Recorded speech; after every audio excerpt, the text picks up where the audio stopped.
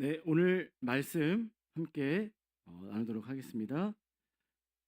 창세기 말씀 함께 나누고자 하는데, 혹시 제가 2달 전에 설교를 한번 했거든요. 그때 어떤 내용 했는지 기억나세요? 그렇죠? 기억나시죠? 아마 그 제가 처음이라 되게 신선해가지고 기억에 남으실 텐데, 그렇죠? 예, 제가 그때 아마 그 창세기 하갈 이야기를 했었어요. 기억나시죠? 네, 하갈 이야기를 하면서 아브라함 이야기를 함께 나눴는데, 오늘은 뭐 그거에 꼭 이어지는 건 아니지만 같이 아브라함의 이야기를 좀 나누면서 함께 말씀을 나누고자 합니다. 오늘 저한테는 약간 그 데뷔전 같은 마음이 좀 들어요. 왜 그러냐면요, 저희 아들이 처음으로 아버지 설교를 듣는 날이에요. 그동안에 한 번도 제 설교, 제가 이렇게 교회에서, 집에서 말고 교회에서 이렇게 설교하는 거를 한 번도 안 들어봤는데 오늘 처음 듣는다고 저한테 그러더라고요. 아빠, 이번 주에 그럼 내가 아빠 설교 직행할 수 있는 거야? 그래서 오늘 처음으로 설교하게 돼갖고 더 뭔가 이렇게 부담이 되긴 하는데요. 네, 아무튼 네, 떨리고 부담스러운 마음이지만 한번 담대하게 잘해야 한다는 부담이 있어가지고 제 아들은 졸지 않겠죠, 그래도? 네. 네, 우리는 인생을 살다 보면 항상 우리 앞으로의 미래를 꿈꾸곤 합니다. 우리 청소년부터 함께 하게 됐는데 다들 꿈이 있으시죠? 네, 어떤 꿈이 있어요? 네, 속으로 한번 생각해 보세요. 네, 항상 이렇게 꿈을 많이 꾸고 미래를 내다보게 되는데, 그리고 우리 연세가 있으신 분들도 아마 꿈 있으실 거예요, 그렇죠? 네, 뭐 나이가 많다고 꿈이 없는 건 아니잖아요, 그렇죠? 저도 앞으로의 인생, 요즘은 또 100세 시대다고 하다 보니까 예전에 제가 이제 한창 그 사역을 하다가 중간 쉴 때 인생의 후반전을 준비한다라고 생각하면서 전반전을 마무리하고 이제 후반전을 살아야 된다고 막 그런 마음을 먹었었는데, 요즘에 그런 말이 무색할 정도로 수명이 길어지다 보니까 저는 아직 태어나지도 않은 거예요. 그렇죠? 인생은 60부터여가지고 아직 태어나지도 않은, 그래서 이제 막 인생을 길게 내다보다 보니까 이제 앞을 내다보고 나머지 남은 인생을 어떻게 살아야 할지, 어떻게 의미 있는 삶을 살아야 할지 항상 고민하고 꿈을 꾸게 됩니다. 제가 몇 년 전에 이제 대학 선교단체에서 사역을 하다가 이제 그만두고 나서, 그만둘 때 그랬어요. 저희 단체에서 저를 붙잡았습니다. 계속 사역을 해달라고. 근데 제가 호기롭게 박수 칠 때 떠나겠다고 이야기를 하고 나왔어요. 그때는 마음이 뭐였냐면요, 내가 그렇게 오랜 시간 동안 사역을 하고 해왔기 때문에 뭐 볼 거 못 볼 거 다 봤다. 이제 이 정도면은 이 사회 나가면 내가 뭐라도 못하겠냐, 뭐라도 할 수 있다라는 그런 자신감이 충만했습니다. 충만한 마음으로 이제 일을 딱 그만두고 딱 나왔죠. 여러 가지 꿈과 뭐 계획을 세웠는데요. 뭐 여러 가지 과정을 지나면서 본의 아니게 전업주부를 하게 됐어요. 그래갖고 그 시간을 보내면서 여전히 마음속에 그래도 내가 뭐라도 못할까 그런 마음으로 지내는데, 시간이 지나면서 이제 집안일하고 안 해봤던 집안일하고 아이들 학교 보내고 하원하고 막 이런 것들을 하고 밥 차리고 청소하고 빨래하고 이런 일들을 하다 보니까 정말, 물론 지금은 그러진 않지만 정말 무의미한 일들의 반복들을 하면서 내가 뭐 하고 있는 거지? 하면서 사람들도 점점 안 만나게 되고 집에서만 있게 되고 하다 보니까 사람이 이상하게 마음이 변하더라고. 처음에는 막 호기롭게 다 할 수 있어 막 그랬던 마음이 이제는 뭘 해야 되지? 뭘 할 수 있을까? 이것저것 도전해보고 고민했던 것들이 하나 둘 안 되기 시작하면서 마음에 막 불안이 생기는 거예요. 어떻게 처자식을 먹여 살릴 수 있을지. 나중에는 내가 뭘 할 수 있을까? 급기야 내가 뭐라도 할 수 있을까? 그런 마음 상태로 완전히 쪼그라드는 거예요. 이처럼 우리가 나이를 먹어가면 점점 미래를 꿈꾸고 바라볼 때 장밋빛 인생을 꿈꾸기보다는 점점 잿빛을 꿈꾸게 되는 것 같아요. 그러니까 왜 그럴까 생각해 보니까 우리가 미래를 내다볼 때 하나님의 약속과 그것들을 붙들고 바라보기보다는 보통은 과거의 경험, 실패, 상처, 트라우마들이 오히려 그런 것들이 내 삶을 채우고 있고, 그러다 보니까 그의 맥락에 이어서 미래 또한 그다지 기대가 안 되는 거죠. 과거의 실패와 어려움과 상처들이 현재를 여전히 붙잡고 있고, 또 그것이 미래까지도 붙잡고 있는 모습들을 많이 돌아보게 됩니다. 그러다 보니까 자라보고 놀란 가슴이 소뚜껑 보고 놀란다고, 이런 과거의 상처들과 비슷한 상황이 또 생기면 자연스럽게 위축되고 작아지고, 또 꿈꾸는 미래는 부정적인 미래를 꿈꾸게 되는 게 우리의 인생의 일반적인 모습이 아닐까 싶습니다. 이처럼 과거의 상처, 트라우마가 우리를 많이 이렇게 얽어매고 있는데요. 아마 성도님들 중에서도 과거의 그런 상처나 트라우마들이 지금의 내 삶을 영향을 주고 있는 그런 상황들이 많이 있으리라 생각이 들어집니다. 저도 그런 트라우마 비슷한 게 하나 있는데요. 강아지의 개에 대한 트라우마예요. 저는 개인적으로는 강아지와 개를 굉장히 좋아했습니다. 너무너무 좋아했고, 강아지를 보면 너무너무 귀엽고, 또 그 강아지가 그걸 아는 것 같아요. 저를 보면 막 다른 사람을 보고 막 짖던 강아지들이 저를 보면 막 꼬리를 흔들고 나오는, 그래서 되게 이뻐해주고 막 그랬는데, 저는 어렸을 때부터 집에서 어머니가 이제 강아지를 갖고 와갖고 키웠습니다. 지금처럼 막 집에서 키운 건 아니고요. 자그마한 마당이 있었는데 마당에 개집을 하나 만들어 놓고 거기에다 놓고 키웠죠. 목줄을 메어가지고. 네. 그렇게 개를 키웠는데, 그렇게 키운 개가 한 15년 동안 한 12마리였어요. 네. 동시에 키운 건 아니에요. 이렇게 바뀐 거죠, 계속. 네.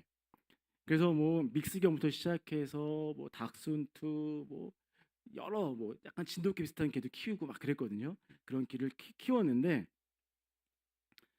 강아지를 키우다 보면은 이제 이뻐해주고 하다 보면 어느 순간 한 1년, 길면 2년 지나면 이제 개가 없어져요.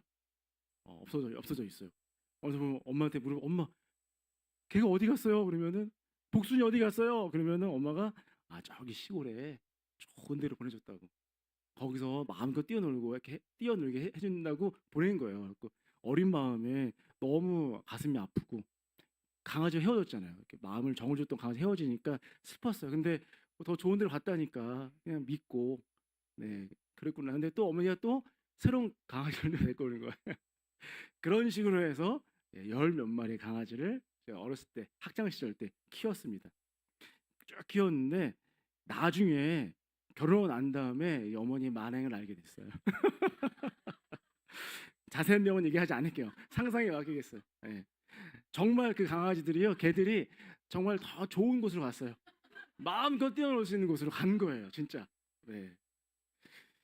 그러다 보니까 우연한 기회에 그걸 알게 돼서 너무 그 강아지들에 대한 안타까운 마음과 죄책감의 마음들이 있어가지고, 제가 결혼한 이후에는 강아지를 보면요 너무 이쁘고 귀여운데 정을 주지 않아요.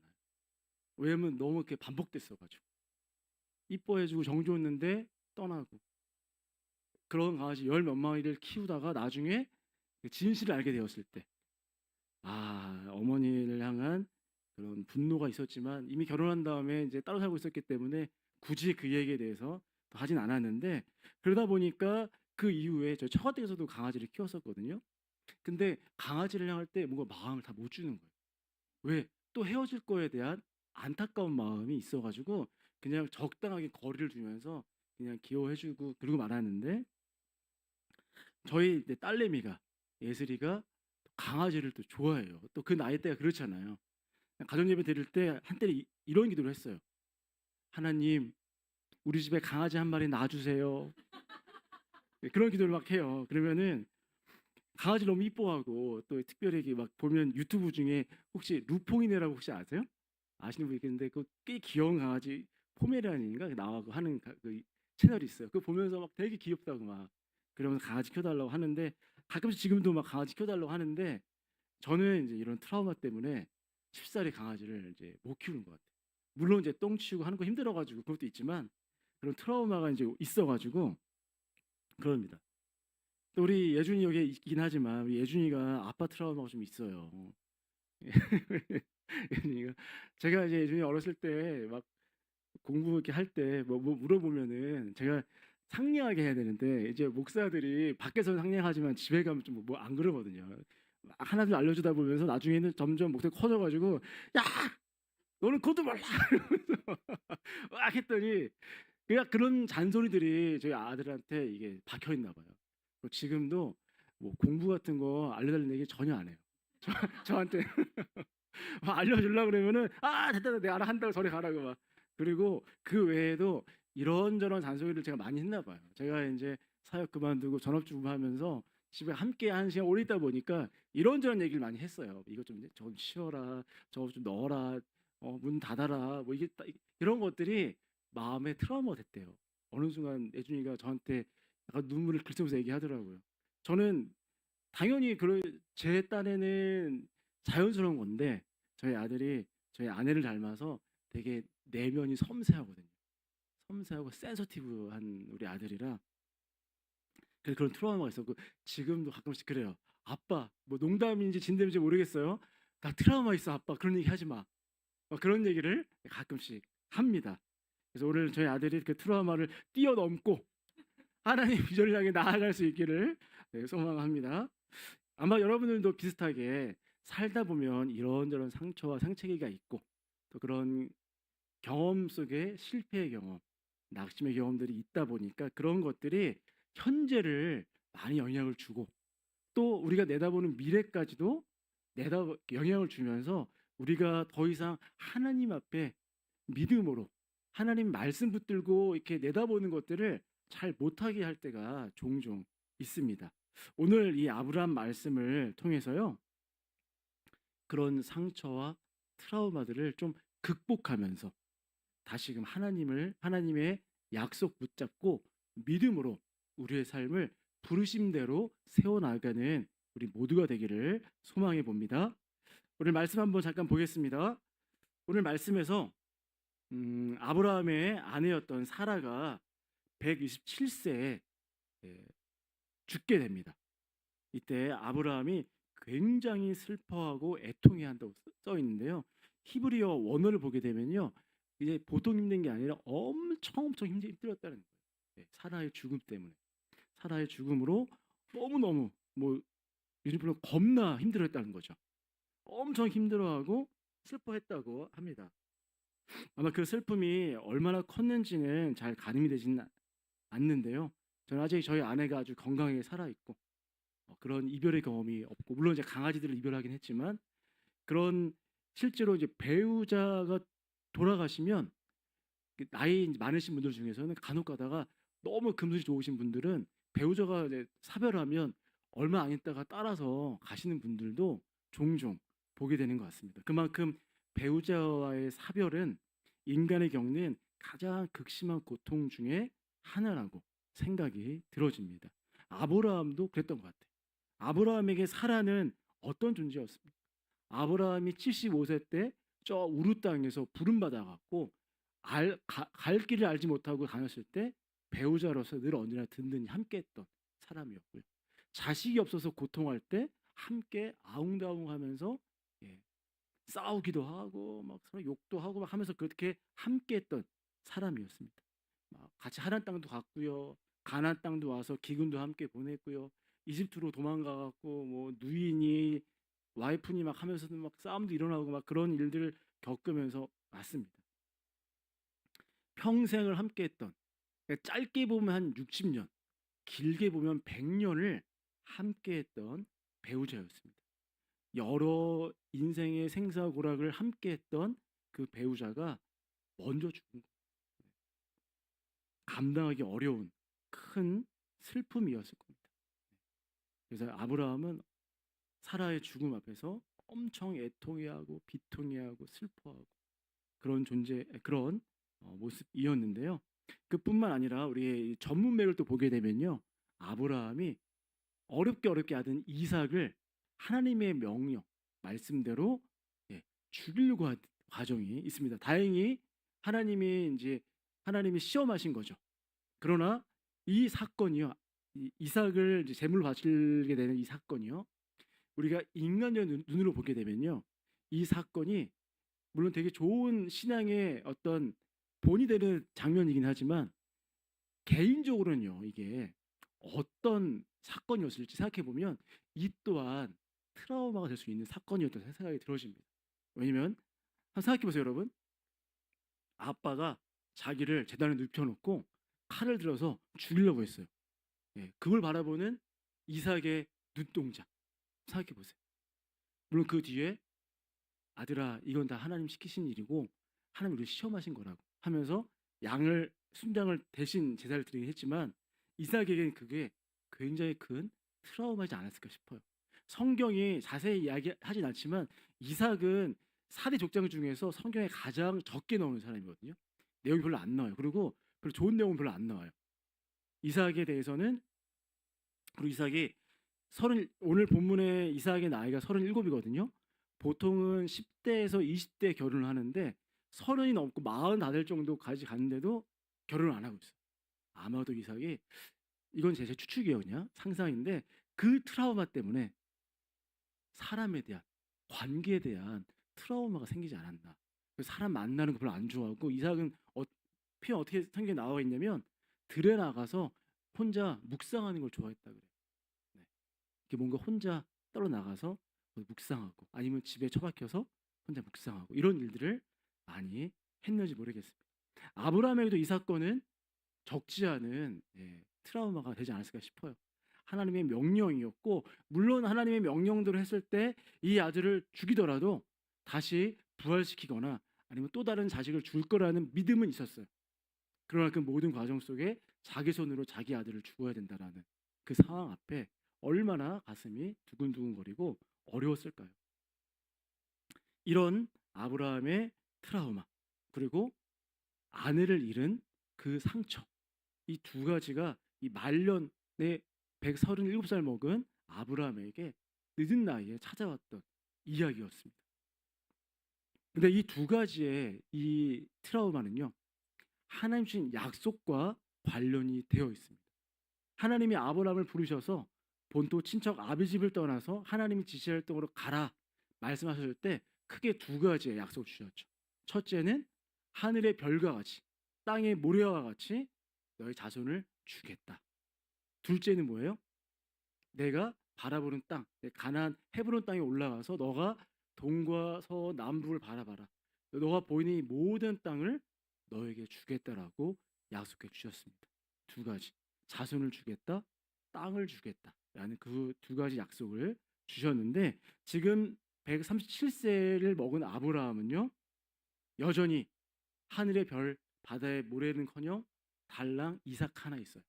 그 이삭은요, 아직 결혼도 못 하고 있어요. 저러고 있어요. 그냥 한심하게 있어요. 그런데 그런 와중에 아내를 잃었어요. 이삭은 모쏠이었어요. 모태솔로로 살고 있고 결혼도 안 하고 있고, 그리고 자손은 하늘의 별, 바다의 모래는커녕 그냥 한 명 있는 아들이었고요. 이제 아내가 죽었는데 아내를 매장할 땅도 아브라함에게는 없었습니다. 가나안 땅을 다 주겠다는 하나님의 약속에 비해서 아브라함은 가진 게 별로 없던 거예요. 그래서 이제 오늘 본문 말씀 보게 되면은 아브라함이 이제 장례를 지내면서 시신 앞에, 그때 이제 햇사람의 땅을 하나 사게 되죠. 아브라함이 몹시 비통하고 슬퍼하고 힘들어하고 있는데, 오늘 우리 이제 이 말씀에서는 잘 다가오진 않지만 우리가 행간에 한번 내용들을 상상해 보면요, 저는 이 2절 말씀과 3절 말씀은 굉장히 큰 변곡점이 있다고 생각이 들어요. 이 사이 행간에서 아브라함은 굉장히 슬퍼했고 그 시신 앞에서 울며 불며 보냈습니다. 그러나 3절에 보게 되면 그 시신 앞에서 아브라함이 일어나 나갔다라고 표현하고 있습니다. 저는 이것이 단순히 그냥 몸이 일어나서 나갔다는 것뿐만 아니라 저는 영적인 의미로 좀 바라볼 수 있지 않을까 싶어요. 그는 슬픔과 애통 속에 주저앉아 있었습니다. 그러나 더 이상 거기에 머물러 있지 않고요. 일어났어요. 그리고 나갔어요. 뭘 위해 나갔어요? 그가 했던 행동들을 보게 되면요. 그 행동은요. 그저 단순한 행동이 아니었습니다. 저는 거기에 영적인 의미를 덧붙이고 싶은데 먼저 아브라함이 사라의 매장지를 샀다라는 건요. 아브라함이 하나님께서 주신 약속의 땅 가나안 땅에서 처음으로 자신의 소유를 땅을 얻은 거였어요. 항상 아브라함은 나그네로 살았거든요. 그러나 사라의 죽음을 통해서 드디어 아브라함은 하나님의 약속의 성취의 그 첫 걸음을 띈 거예요. 예, 사라의 매장지를 삼으로 말미암아 하나님 주시게 된 그 가나안 땅에 요만큼이지만 그 땅을 샀다라는 거예요. 나중에 아브라함도 거기에 묻히게 되고요. 나중에 출애굽한 이스라엘 백성들이 요셉의 유고를 그 막벨라 굴에 안장하게 됩니다. 그 다음에 했던 일은 뭐냐면 24장이 우리가 함께 읽었던 그 말씀인데요. 아브라함이 이제 모태솔로였던 이삭의 신부감을 구하기 위해서 발벗고 나서요. 이제 더 이상 이 인간에게 맡기면 안 되겠구나 싶었는지 본인이 직접 종을 불러요.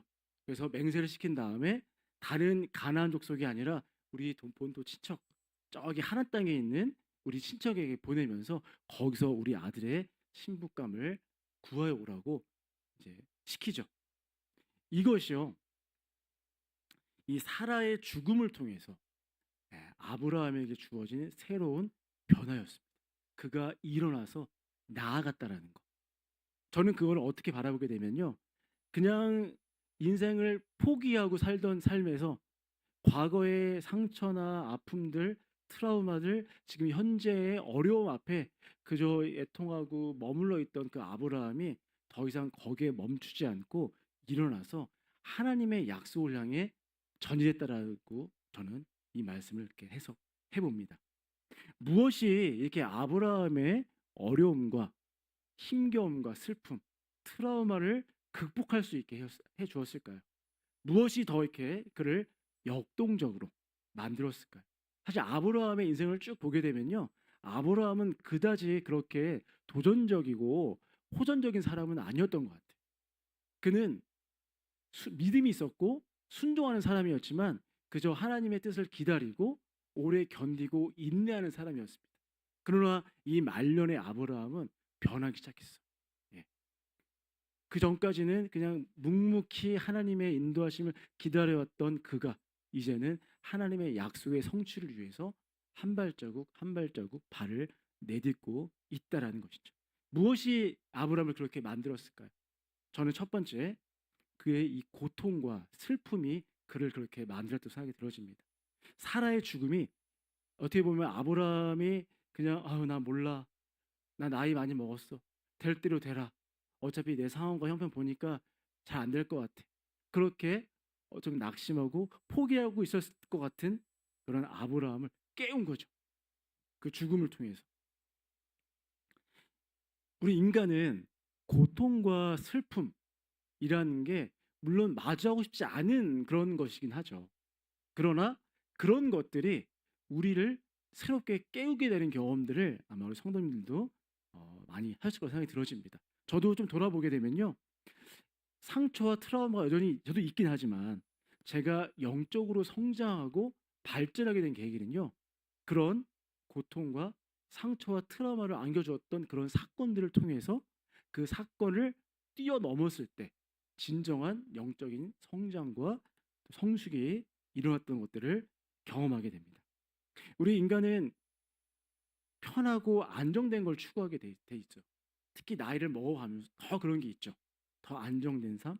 그래서 우리 중고등부 학생들 꿈이 뭐냐?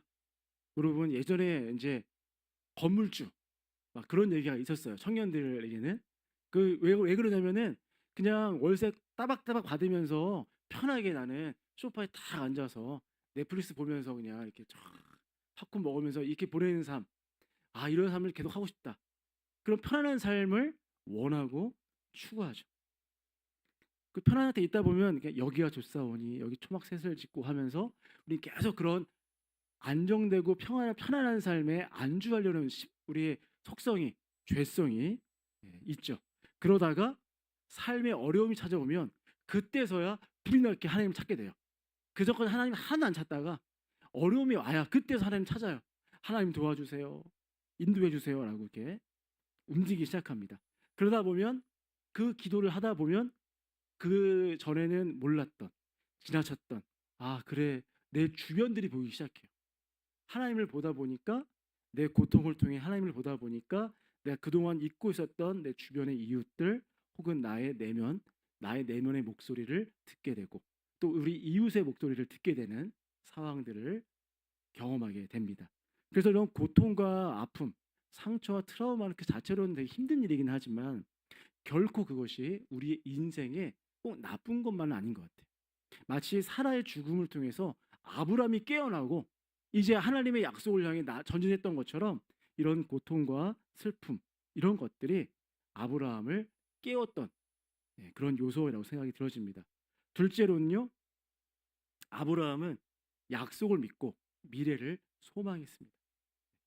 그 빅, 빅터 플랭클이라고 유대인 심리학자인데요. 이 사람이 아우슈비츠에서 포로로 있다가 다행히 죽지 않고 풀려났어요. 풀려났는데 이 사람이 한창 대학에서 강의를 하다가 심리학과 교수니까 근데 이 사람이 이제 수용소에 갔다가 거기서 많은 프로들을 만나면서 실험을 했던 거예요. 어떤 사람이 여기서 살아남고 죽는지를. 그래서 만나면서 쭉 봤더니 그 안에서 그래도 소망을 가지고 자신의 현재의 모습에 낙심하고 절망한 하였더라도 그리고 아주 냉혹한 현실에 있잖아요. 아우슈비츠의 감옥에 있다 보니까 거기서 절망하지 않고 계속 내가 여기서 나가면 어떤 삶을 살지에 대해 꿈꾸고 소망하는 사람들은요 계속 삶을 이어간다는 것이죠. 물론 이제 강제로 이제 죽임 당한 경우 어쩔 수 없지만 그러나 그렇지 않은 사람들 지금 내 상황에 좌절하고 낙심하고 소망을 잃은 사람들은 나치가 죽이지 않아도 그냥 병들어 죽어가는 거예요. 그걸 보면서 이 사람이 그 안에서 실험을 했는데 사람들을 한 명 한 명씩 만나면서 이야기를 하는 거예요.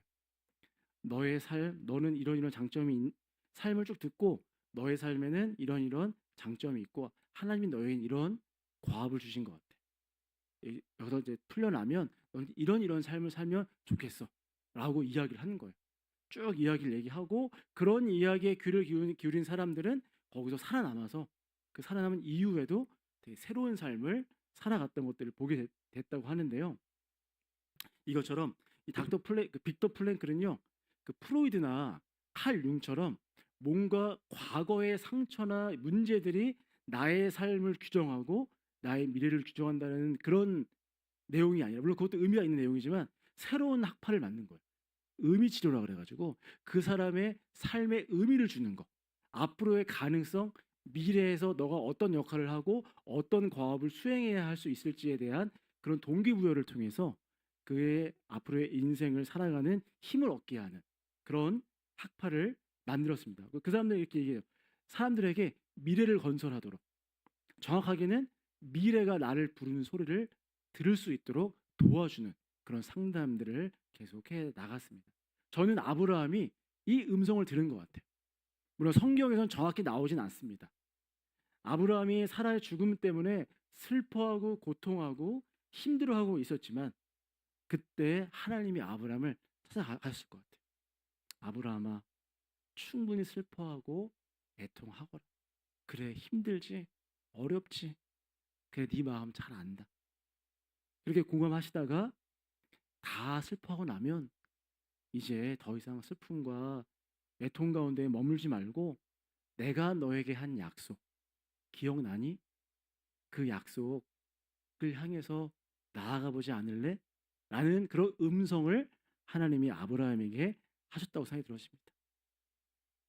그게 2절과 3절 사이에 하나님이 행하신 일이라고 저는 생각이 들어요. 그 음성을 들었는지 아닌지 모르지만 어쨌든 아브라함은요 그 자리에서 일어났습니다. 다시 일어나서 나이 많아 노쇠한 아브라함이 청년처럼 꿈을 꾸기 시작해요. 다시 하나님 주신 약속, 내가 하늘의 별과 같이 땅의 모래알 같이 자손을 주겠다. 너가 있는 이 가나안 땅을 주겠다라는 그 약속을요. 그냥 허망하게 아유 때가 되면 주시겠지. 뭐 언젠간 주시겠지 하면서 반포기 상태. 에이 난 몰라. 나 이 정도 했으면 됐지 뭐. 이상 나았잖아. 됐잖아. 이렇게 머무는 게 아니라요. 여기서 한 발자국 더 나아가기 시작합니다. 이미 나이 많이 먹고 노쇠한 아브라함이었지만 사라도 없고 배우자도 없는 아들은 여전히 못소리여서 저러고 있지만 그 상황 속에서 더 이상 머무르지 않고 나아간다는 것입니다. 어쩌면 이것이 이 고통과 슬픔 그러나 미래를 향한 하나님의 약속을 향한 어떤 소망 이것들이 이게 힘겨운 상황 속에 있는 아브라함을 일어나서 나아가게 했던 능력이라고 저는 생각이 들어집니다. 오늘 사건은요. 이 아브라함의 이야기가 이제 거의 끝나가는 타이밍이에요. 23장 24절이 끝나면 아브라함 이야기 더 이상 나오지 않거든요. 이제 무대에서 사라지고 그의 아들 이삭의 이야기로 넘어가게 되면서 쭉 넘어가게 되는데 저는 오늘 이 본문이 아브라함의 인생에서 굉장히 중요한 변곡점이라고 생각이 들어집니다. 수동적이고 순종적이었던 인내심이 강했던 그런 아브라함의 삶, 그 삶이 이제는 스스로 자신의 인생을 개척하고 도전하고 살아내는 모습으로 변화되어지는 그런 어떤 변곡점이 오늘 23장이라고 저는 생각이 들어집니다. 25장에 되게 되면 아주 짧게 아브라함의 말년의 이야기가 나오거든요. 25장 1절 2절 보게 되면 아브라함이 후처를 둬요. 그두라라는 후처를 맞이하고 그 스라에 6명의 자녀를 낳게 되거든요. 저는 예전에는 이 모습 보면서 아브라함을 약간 비난했어요. 욕했어요.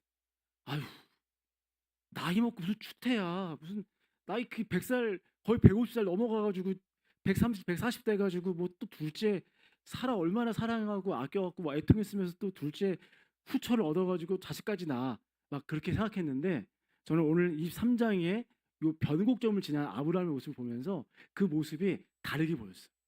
그건 뭐였냐면요. 하나님의 약속을 향한 죽기 전까지 마지막 발악이었던 거예요. 예. 그냥 인생을 아우 나 몰라 살아도 없고 아들은 이 모양이고 이런 상태로 그냥 아유 포기한 삶이 아니라요. 그 나이에도 불구하고 아브라함은요 다시 일어나는 거예요. 나아간 거예요. 어딜 향해? 하나님의 약속을 붙들고 그래 내가 하나님의 약속의 성취를 다 보지 못하더라도 내가 수동적으로 끌려가는 게 아니라 내가 한번 해보자. 내가 늦었지만 한번 해보자 해서 새로 또 이렇게 인생의 말년을 그냥 좌절하고 슬퍼하고 끝난 게 아니라 새로운 인생의 뭐랄까요? 산막? 인생의 사막을 새로 시작한 거예요. 예, 아브라함 입장에서는. 그래서 또 새로 결혼도 하고 자식도 막 낳고 그래서 하늘의 별까지는 아니지만 예, 이삭 한 명으로 끝난 게 아니라 여러 자녀를 낳았던 것이죠. 예. 저는 어떤 그 아브라함의 안에 있는 열정이랄까요? 비록 내가 모든 하나님의 약속의 성취를 보지 못할지라도 내가 조금이라도 나의 말년 그저 그냥 수동적으로 가는 삶이 아니라 뭔가 적극적으로 도전하면서 한번 하나님의 약속의 성취를 이뤄내 보겠다. 그 약속의 성취에 ABCD에서 A라도 한 발자국이라도 걸어보자는 마음으로 살았던 삶이라고 저는 생각이 들어집니다. 이처럼 아브라함은 여러 삶의 우여곡절이 있었고 상처와 아픔과 트라우마가 있었지만 거기서 멈추지 않았습니다. 사라의 죽음이라는 큰 고통스러운 사건이 있었지만 결국 그 계기를 통해서 아브라함은 깨어났어요. 예, 깨어나고 이제 새로운 삶 어떻게 보면 그의 인생의 후반전에서 루즈타임 끝난 게 아니죠. 루즈타임을 살아간 거예요. 그 마지막까지 끝까지 골을 넣기 위해서 분투했습니다. 성경이 말하는 믿음은 내가 원하는 것이 이루어질 거라는 믿음이 아니죠. 성경이 말하는 믿음은 하나님이 선하시고 하나님이 그 선하신 하나님이 원하시는 뜻이 내 삶에서 이루어질 거라는 믿음인 거예요. 우리는 그 믿음 갖고 있는 것이잖아요. 아브라함은 그 믿음을 가지고 나아갔어요. 비록 내 삶에 내가 봤을 땐 이렇게 되는 게 옳은 것 같지만 그 상황과 형편 속에서 멈춰 있지 않고 나아갔다는 것이죠. 슬픔과 트라우마를 뛰어넘어서 여러 상황적 한계와 또 어려움, 위협을 넘어서 하나님의 약속을 붙잡고 나아갔다는 것입니다. 이제 말씀을 마치겠습니다. 우리의 삶을 한번 돌아봤으면 좋겠어. 성도님들의 삶, 일터, 관계, 그리고 나의 존재 한번 돌아보시면서 여러분 안에는 어떤 비통함과 슬픔과 고통, 혹은 어떤 트라우마, 상처가 있습니까? 그 가운데 어떤 현재를 살아가고 계시고 어떤 미래를 꿈꾸고 계십니까? 혹시 미래를 꿈꾸는 걸 잃어버리셨다면 다시 한번 우리 아브라함처럼, 이 말년에 있던 아브라함도 꿈꾸고 나아갔잖아요. 그렇게 다시 한번 꿈을 꿨으면 좋겠고요. 지금의 나의 현재가 혹시 과거에 얽매여 있어서 그냥 과거에 매여 있는 나의 모습은 아닌지, 내가 꿈꾸는 미래도 과거와 현재에 얽매여서 이어져 있는 미래는 아닌지 한번 생각해 보시면 좋겠습니다. 주님 말씀하십니다. 보라, 새 것이 되었도다. 이전 것은 지나갔으니 보라, 새 것이 되었도다.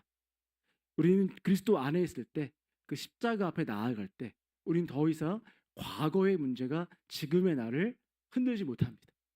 그리고 그것이 우리 미래의 우리의 소망과 비전까지도 흔들지 못한다라는 것을 성경은 우리에게 이야기하고 있습니다. 우리가 지금 이 자리에 있는 것, 지금 나의 삶의 여정에 있는다라는 건 세상 사람들에게 우연일 수 있겠지만 우리 그리스도인들에게는 우연이라는 건 없죠. 내가 여기에 있다라는 것은 하나님이 나로 하여금 여기서 하게 하려고 하는 게 있기 때문이라는 거예요. 내가 이루어야 할 과업이 있다라는 것이죠. 그 과업이 무엇인지 발견하는 건 물론 쉬운 문제는 아닌 것 같아요. 그러나 우리 각자에게는 하나님의 부르심이 있습니다. 그 부르심이 꼭 거창한 건 아니에요. 우리 삶의 일상에서, 관계 가운데서, 혹은 일터에서, 교회에서 하나님이 우리를 두신 그 자리에서 우리로 하여금 감당하게 하시는 것이 부르심이라는 것이죠. 보냄받은 자로서 그 자리에 서 있는 것, 믿음으로 서 있는 것이 우리에게 주어진 하나님의 과업이라고 생각이 들어집니다. 성경을 보게 되면요, 수많은 약속이 있습니다. 다만 그것이 우리와 어떠한 관계에 있는지에 따라서 그 하나님의 약속이 나의 것이 될지 아니면 나와 상관이 없는 것이 될지 달라진다고 생각이 들어집니다. 우리가 이 말씀을 통해서, 말씀에서 이야기하는 그 내용들이 나의 가슴을 치고 나를 흔들어서 나로 하여금 더 이상 주저앉아 있는 게 아니라 하나님이 주신 비전, 약속의 말씀 붙들고 담대하게 나아가는, 그래서 우리의 과거의 상처와 트라우마를 극복해내고, 물론 다 극복 안 되더라도 상관없어요. 그게 다 해결된 다음에 우리는 미래를 바라보는 게 아니라요, 여전히 이렇게 있지만서도 하나님의 주신 약속과 비전을 바라보면서 나아갈 때 비로소 이 모든 것들을 해결해 갈 수 있다는 게 아브라함의 이야기를 통해서 우리가 볼 수 있는 내용이라고 생각이 들어집니다. 부름받은 자에게는요, 결과가 중요한 게 아닙니다. 우리 아브라함이 했던 것처럼 아브라함은 하나님 주신 약속을 결코 그 전체 약속의 1%도 못 봤어요. 그에겐 죽기까지는 갖고 있던 땅은요, 딱 사라의 매장지였던 그 막벨라 굴에 있는 그 밭, 햇산의 밭이 전부였고요. 자식은 이삭과 이스마엘, 그리고 6명의 후처에게 낳은 아들이 전부였어요. 그 6명의 자녀들은 물론 다 보냈죠, 동방으로. 왜냐하면 이삭이랑 싸울까봐. 약속의 자녀는 약속의 자녀대로 살아야 되기 때문에 다 보냈어요. 그가 살아생전 봤던 거는 그 약속의 아주 일부분이었습니다. 그러나 그는 죽을 때까지요, 그 약속의 성취를 위해 결코 주저하지 않았습니다. 그는 발을 내딛었고요, 발걸음을 걸었고요, 믿음으로 나아갔고 하나님의 약속을 붙잡고 나아갔다는 사실입니다. 이처럼 믿음은 그 과정을 순종하며 나아가는 것이 중요하다는 것이죠. 말씀하신 대로 낙심하지 않고 충성되이 그 과정을 지나가는 것이 중요합니다. 결과 때문에 흔들리는 것이 아니라 그 과정을 밟아가는 그 자체가 중요한 것이죠. 그리고 그 과정 가운데 경험하게 되는 하나님과의 관계, 성장, 성숙, 그리고 우정, 함께하는 그 사람들과의 우정, 펠로우십이 굉장히 중요하다고 생각이 들어집니다. 우리 자신의 내면을 한번 돌아봅시다. 가족 관계 안에서의 트라우마. 우리 예준이가 아빠에 대한 트라우마를 극복해 갈 수 있기를 아빠로서 열심히 기도하겠습니다. 그래서 우리 예준이가 언젠가 나중에 커서 아빠가 설교 때 얘기했던 것처럼 내가 아빠에 대한 그 트라우마를 이겨냈다고, 이제 아빠의 잔소리 무섭지 않다고, 마음껏 잔소리 해달라고 얘기했던 그런 것들을 한번 꿈꿔봅니다. 저한테 그게 비전이에요. 그것처럼 관계 안에서의 어떤 트라우마, 상처가 있으십니까? 혹은 회사에서, 일터에서 갖게 됐던 이런 관계 가운데 주는 어려움들, 트라우마들, 상처들, 사회생활 가운데 경험했던 것들 있으십니까? 또 우리 은혜사랑의 교회가 이제 내년도면 10년이 되어지게 되는데, 그 10년의 시간 그 이전까지 여러 어려움들과 힘겨움들을 지나왔겠죠. 저는 다 알지 못해요. 그 과정 속에서 힘들고 어려움이 있었지만 그래도 지금까지 인도해 주셨던 것들을 생각하고, 그리고 우리가 미래를 내다볼 때는 더 이상 과거를 보는 것이 아니라요, 과거에 이제 하나님의 약속을 보고 미래를 바라보는 것이 중요하다는 것들을 기억하면서 우리가 한번 다 같이 한번 꿈을 꿔봤으면 좋겠어요. 나의 인생도 마찬가지고요, 우리 교회도 마찬가지고요. 한번 더 이상 이 과거를 염두한 미래가 아니라 하나님의 말씀, 약속, 우리 주신 그 음성을 기반으로 우리의 미래를 한번 꿈꿔봤으면 좋겠습니다. 그래서 저는 이제 성도님들이 어떤 상처와 아픔인지 잘 몰라요. 그러나 여전히 그런 상처와 아픔들이 지금의 나의 현재를 이루고 있고 지금 만들어가고 있고 나아가 우리 미래까지도 영향을 줄 수 있는 그런 것이 되리라는 것들은 알고 있습니다. 그럼에도 우리가 오늘 아브라함처럼 이런 힘겨움과 어려움들을 극복해내면서 믿음으로 하나님이 보여주신 비전과 약속의 말씀 붙들고 조금이라도 결과 상관없이 그 과정이 중요하기 때문에 그 과정을 힘차게 믿음으로 용기 있게 담대하게 그 발걸음을 내딛는 우리 모두가 되기를 소망합니다. 아멘. 사랑과 은혜가 충만하신 하나님 아버지, 여전히 우리의 삶은 괴롭고 고통스럽습니다. 우리가 하나님을 믿고 하나님을 믿는 삶으로 살아가고 있지만 여전히 우리 가운데 고통이 있고 힘겨움이 있고 때론 지나온 상처와 실패와 낙심과 트라우마들이 나의 삶을 때로는 보이지 않게 붙잡고 있는 것들을 경험하게 됩니다. 하나님, 그러나 우리가 더 이상 그런 과거에 얽매인 삶이 아니라 아브라함처럼 그 과거와 현재를 뛰어넘어 하나님이 약속하신 그 미래를 바라보면서 담대하게 용기 있게 나아갈 수 있도록 아버지 하나님 믿음과 용기를 더하여 주시옵소서. 아버지 하나님, 더 이상 우리가 과거에 얽매이는 삶에서 벗어나서 하나님 주시는 꿈과 비전을 바라보면서 나아갈 수 있도록 도와주시옵소서. 원없긴 하나님, 그러나 지금의 현재 삶 또한 하나님 우리를 불쌍히 여겨 주셔서 하나님의 은혜와 하나님의 도우심의 손길을 허락하여 주시옵소서. 나아가 우리 과거의 상처와 아픔들을 치유하여 주시고 회복시켜 주셔서 더 이상 그런 과거의 트라우마에 얽매이는 삶이 아니라 자유롭게 보라 새것이 되었도다 말씀하시는 그 은혜 위에서 우리가 주님과 함께 동행하며 미래를 꿈꿀 수 있도록 역사하여 주시옵소서. 또한 원없긴 하나 우리 은혜사나의 교회를 불쌍히 여겨 주셔서 지나온 삶의 여정들, 이 교회의 발걸음마다 경험했던 여러 어려움들, 그 힘겨움들을 뛰어넘어서 다시금 하나님 주시는 새로운 비전과 소망을 꿈꾸며 나아갈 수 있도록 역사하여 주시옵소서. 하나님, 우리가 이 예배에 나올 때 빈손으로 나오지 아니하고 하나님 주신 소득의 일부를 모든 것이 주님의 것이라는 마음으로 드렸습니다. 우리의 주일헌금, 11조, 감사헌금, 구제헌금, 선교헌금을 기뻐 받아 주시옵시고 주의 몸된 교회와 또 하나님의 나라를 위하여서 귀하게 사용하여 주시옵소서. 하나님, 어려운 가운데 드린 손길들 기억하여 주시고 주여 부족한 가운데 있지만 하나님 넘치도록 채워주시고 더 나아가 하나님 더 많은 것들을 주께 드리고 또 주변 이웃들과 또 이 세상을 위해서 흘려보내는 귀한 복의 통로가 되는 삶 될 수 있도록 축복하여 주시옵소서. 재정의 어려움으로 힘들어하고 어려운 사람 없도록 하나님 붙들어 주시옵시고, 하나님 또 넘치진 않더라도 넉넉하게 여유 있게 하나님 우리가 또 살아가고 이웃을 섬길 수 있는 아버지 그런 재정들 허락하여 주시기를 간절히 소망합니다. 모든 영광 주께 올려 드리옵니다.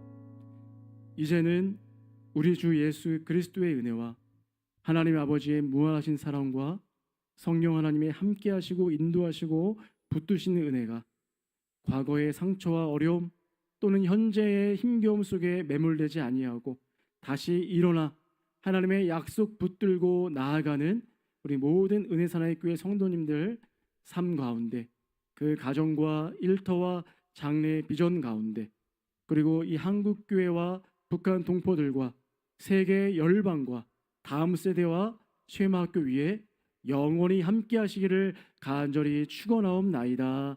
아멘.